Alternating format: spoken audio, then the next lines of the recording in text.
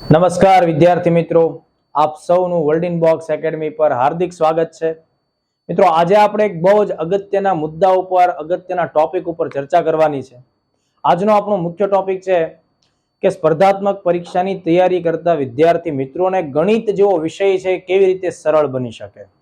તો દોસ્તો, ગુજરાતભરના વિદ્યાર્થીઓ જ્યારે સ્પર્ધાત્મક પરીક્ષાની તૈયારીમાં જોડાય છે ત્યારે એમને આ એક વિષયની થોડી ચિંતા રહેતી હોય છે. ગણિત એમને નથી આવડતું હતું, ગણિતમાં એમને ડર લાગતો હોય છે અને ઘણા ખરા વિદ્યાર્થીઓ આ વિષયથી એ હદે નાસીપાસ થાય છે કે પરીક્ષામાં ગણિતના જે પ્રશ્નો પૂછાતા હોય છે એને પણ છોડી દેતા હોય છે.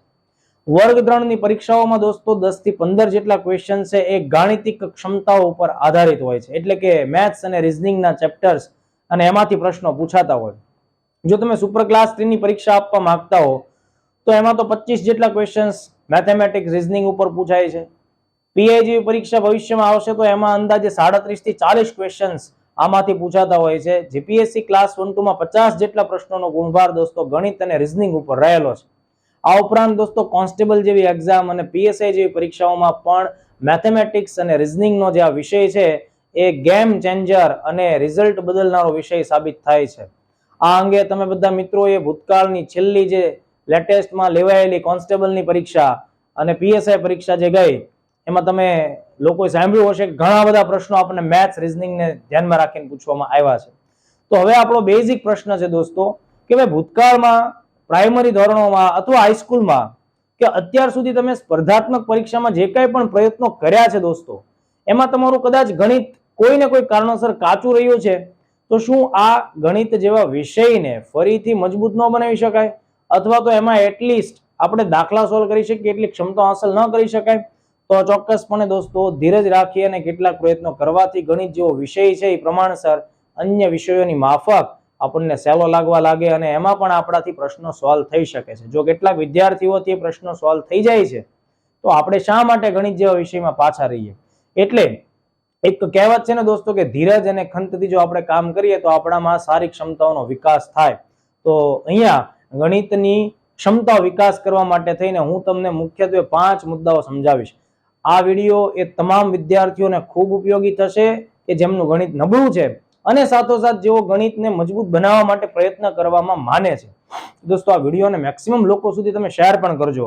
જો ગણિતને સરળ બનાવવા માટે થઈને આપણે બેઝિકલી 5 બાબતો ધ્યાનમાં રાખવી પડશે.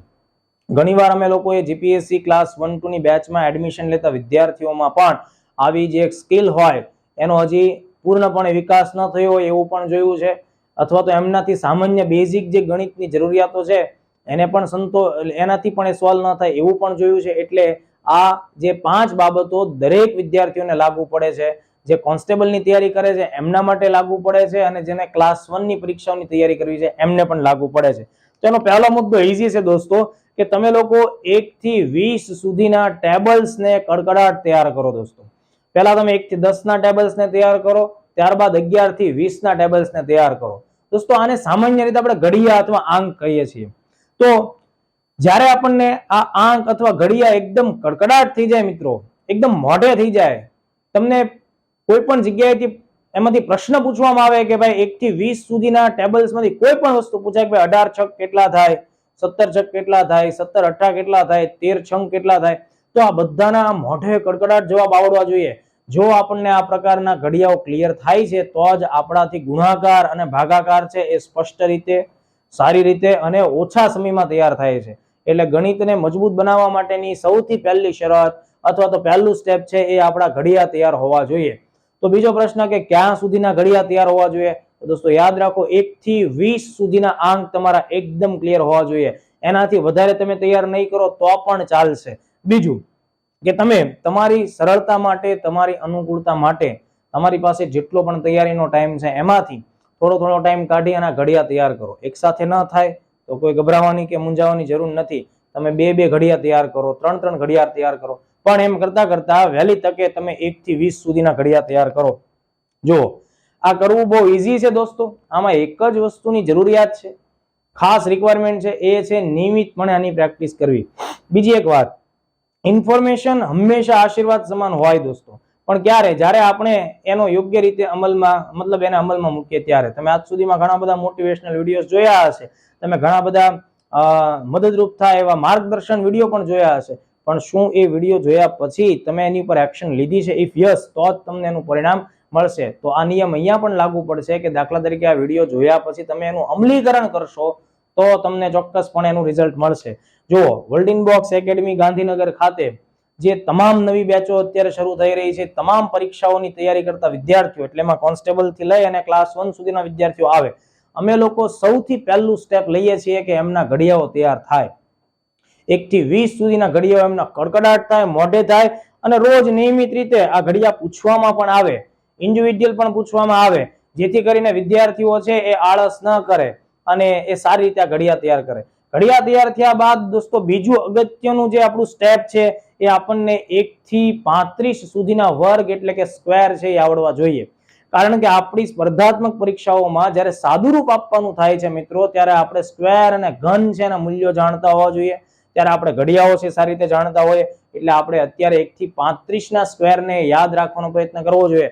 જો 1 થી 35 ના સ્ક્વેર એક સાથે એક દિવસમાં યાદ નહીં રહે તો કાંઈ વાંધો નહીં, તમે 1 થી 10 ના સ્ક્વેર તૈયાર કરો, 11 થી 15 ના કરો, 16 થી 20 ના કરો, 21 થી 25, 26 થી 30 અને 31 થી 35. આ રીતે તમે 1 થી 35 ના વર્ગને મોઢે કડકડાટ કરો, એમાં કોઈ પ્રકારની ભૂલ ન પડી જોઈએ અને ફટાફટ તમારાથી સાદુરૂપ અપાશે અને છેદ ઉડશે.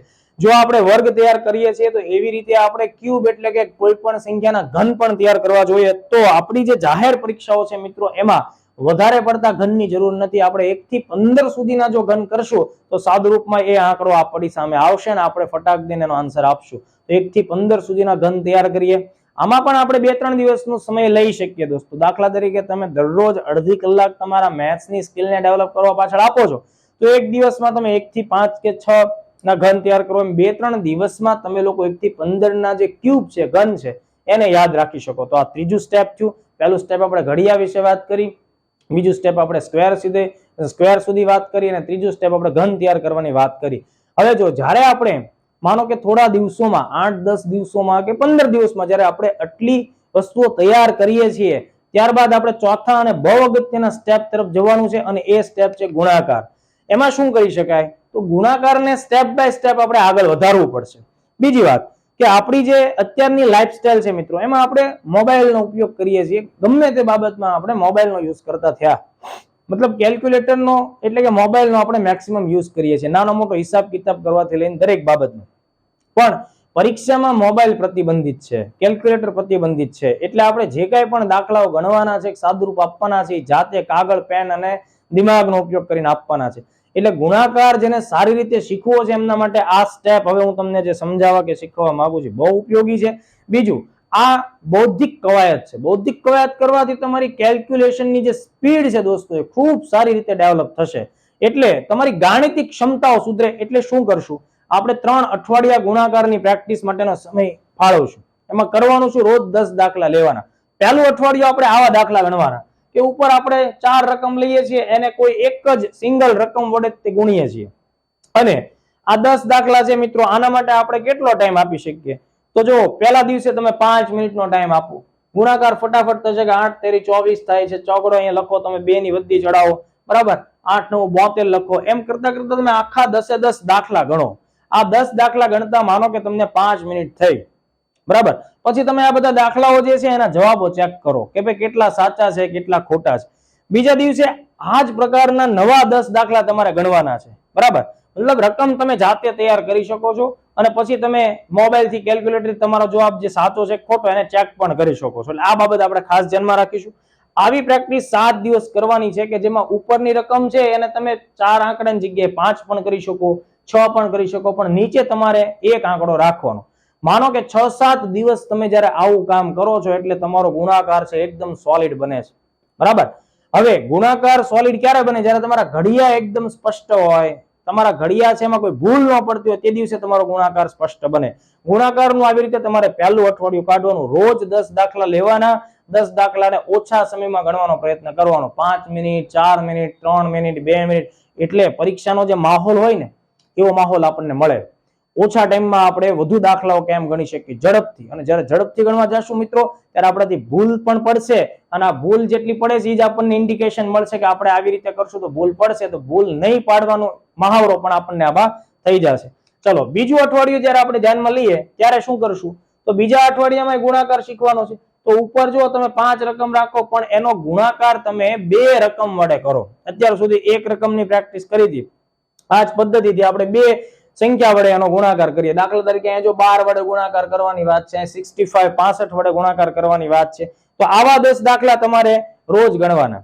એના માટે તમે 6 મિનિટ લ્યો, 7 મિનિટ લ્યો, 5 મિનિટ લ્યો, જેવી તમારી ગણતરીની જે ઝડપ છે તે. આવું કામ તમારે 1 અઠવાડિયું કરવાનું. જો આ કામ રોજ કરવાથી ફાયદા ઘણા બધા છે મિત્રો. આ તમારી બૌદ્ધિક એટલે મગજની કસરત છે, કવાયત છે, અને એમ કરતા કરતા તમારી જે સ્પીડ છે એ વધે છે. એટલે 5-7 દિવસ 1 અઠવાડિયું જ્યારે આ પ્રકારે 2 આંકડાઓનો ગુણાકાર થાય એટલે ગુણાકારની સાથોસાથ આપણો સરવાળો પણ બહુ જ સરસ બને છે. ભૂલ નથી પડતી, અથવા તો પડે છે તો ક્યાં પડે છે એનો પણ આપણને અંદાજ આવે છે. ત્યારબાદ જુઓ ત્રીજું છેલ્લું અઠવાડિયું, એમાં આપણે ગુણાકારને કેવી રીતે હેન્ડલ કરશું, તો મોટી સંખ્યાના ગુણાકાર કરશું. અહીંયા જુઓ ઉપર 5 રકમ છે, નીચે 3 રકમ વડે આપણે એનો ગુણાકાર કરવાનો છે. તો અહીંયા ભૂલ પડવાની સંભાવના વધશે. અહીંયા 10 દાખલા રોજ ગણવાના છે, એના માટે આપણને જે ટાઈમ લાગે છે મિત્રો, તો એ રીતે 10-12 મિનિટનો ટાઈમ લાગી શકે. અત્યારે જો વર્લ્ડિન બોક્સ ગાંધીનગર ખાતે જ્યારે અમે આ પ્રયોગ કરી રહ્યા છીએ તો દરેક વિદ્યાર્થીઓને જેમ જેમ આગળના દિવસો તરફ જઈએ છીએ એમ ટાઈમ વધતો જાય છે, પણ સાથોસાથ મજા બહુ આવતી જાય છે કે સર અમારે હવે ભૂલ છે એ પ્રમાણસર કેવી થાય છે, ઓછી પડે છે. તો ગુણાકારને આ રીતે 3 અઠવાડિયા ધ્યાનમાં લ્યો. પછી જુઓ તમને જે ગણિત નથી આવડતું, જે સાદુરૂપ આપણે નથી આપી શકતા, એ સાદુરૂપ આપણે માત્ર ગાણિતિક ક્ષમતાઓનો જો ઓછો વિકાસ છે અથવા તો આપણો વિકાસ છે જ નહીં તો જ નથી આવડતું. બાકી આ કામ કરવાથી આપણને ગુણાકાર સારી રીતે આવડશે, સાદુરૂપ પણ દેવાશે. જો ગુણાકારની જ્યારે આપણે કામગીરી પૂરી કરીએ મતલબ રેગ્યુલર તમારે આ રીતે દાખલા ગણવા પડે.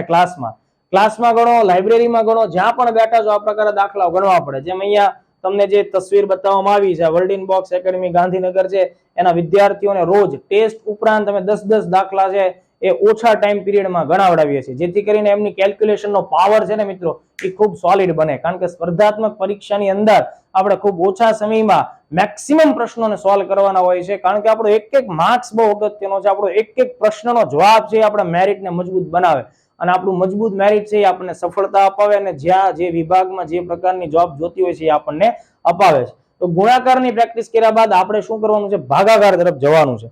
ભાગાકારમાં પણ તમારે રોજના 10 દાખલા ગણવાના છે. શરૂઆતમાં તમે નાની રકમ વડે ભાગ પાડો, બરાબર. દાખલા તરીકે 1 આંકડાની રકમ 9 છે, દાખલા તરીકે અહીંયા એના વડે ભાગ પાડો. તો અહીંયા મોટી રકમ મૂકો, 5 આંકડાની સંખ્યા મૂકો, 6 આંકડાની સંખ્યા મૂકો, એવી રીતે, અને એને સિંગલ ડિજિટ વડે ભાગાકાર કરો, 7 વડે, 9 વડે, 8 વડે, એવી રીતે. 1 અઠવાડિયું આ પ્રેક્ટિસ કરો. રોજ તમારે હવે 10 રકમ લખવાની અને 1 સંખ્યા વડે એનો ભાગ કરવાનો, બરાબર. ઓછા સમયમાં તમે કેટલું ઝડપથી કેલ્ક્યુલેશન કરો છો, તમને બહુ મજા આવશે દોસ્તો આ કામગીરીથી. અને પછીના અઠવાડિયે તમે શું કરો, ડબલ ડિજિટ ત્યાંનો ભાગાકાર કરો. તો 1 અઠવાડિયું આ કામ કરશો. તો મારો કહેવાનો મતલબ એમ કે જો દોસ્તો તમારું ગણિત નબળું છે અને તમે સ્પર્ધાત્મક પરીક્ષાની અંદર સફળ થવા માંગો છો, અને તમારું આ ગણિત નબળું હોવાને લીધે તમને કંઈક ડર લાગે છે, થોડીક ચિંતા થાય છે, બરાબર, તો એને દૂર કરવા માટે માત્ર 1.5 મહિનાની આ પ્રેક્ટિસ કરો મિત્રો. 1.5 મહિનાની પ્રેક્ટિસથી જે વિષય અત્યાર સુધી તમારાથી નથી થતો, બરાબર, જે વિષય અત્યાર સુધી તમને લોકોને થોડોક તકલીફ દે પડે છે, એ વસ્તુમાં તમને ચેન્જીસ જોવા મળશે. તમારાથી દાખલાઓ છે એના સૂત્રો તો તમને યાદ રહી જાય છે, બરાબર. સૂત્રોને અનુરૂપ તમે એની અંદર રકમ પણ ફિટ કરી દો છો, પણ આખો મામલો મેદાને ક્યારે ચડી જાય છે, જ્યારે તમે એ સાદુરૂપ આપી નથી શકતા. તો સાદુરૂપમાં બીજું શું હોય, સાદુરૂપમાં ગુણાકાર, ભાગાકાર, સરવાળો, બાદબાકી, વધુમાં વધુ વર્ગ અને ઘન હોય. તો આપણી આજે 5 મુદ્દાનો મુખ્ય સ્ટેપ છે દોસ્તો. એક તો તમને ઘડિયા બધા આવડવા જોઈએ, 1 થી 20 સુધીના, 1 થી 35 સુધીના દોસ્તો વર્ગ આવડવો જોઈએ, 1 થી 15 સુધીના તમને ઘન આવડવા જોઈએ, અને ગુણાકાર અને ભાગાકારની 1.5 મહિનાની પ્રેક્ટિસ આવવી જોઈએ. તો દોસ્તો આ વસ્તુ તમે અમલમાં મૂકશો તો 100% તમારા રિઝલ્ટમાં, તમારા મેથ્સમાં તમને ચેન્જ મળશે. આ વિડીયો મેક્સિમમ વિદ્યાર્થીઓ સુધી શેર કરો, અને આ વિડીયો છે એને મતલબ એ તમને કેટલો ઉપયોગી થાય છે ચોક્કસપણે કોમેન્ટમાં જણાવો. બીજા અગત્યના મુદ્દાઓ સાથે વહેલી તકે મળશું. જય હિન્દ, જય ભારત.